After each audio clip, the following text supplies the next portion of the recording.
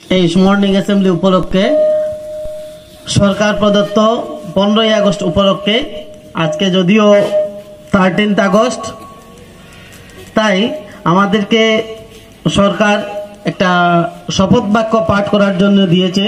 তাই আমরা সবাই মিলে সরকার প্রদত্ত যে শপথ বাক্যটি দিয়েছে সেই শপথ বাক্যটি আমরা সবাই মিলে পাঠ করছি।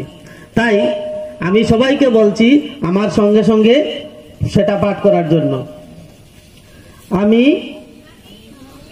শপথ গ্রহণ করছি যে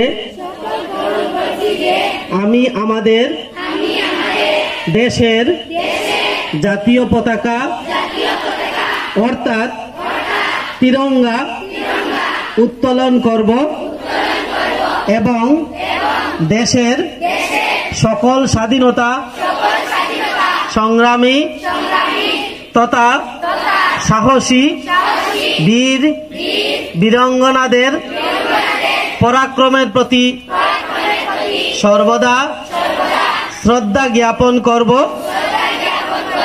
দেশের উন্নতি এবং অগ্রগতির জন্য নিজেকে উৎসর্গ করব বলে সংকল্প গ্রহণ করছি। ধন্যবাদ।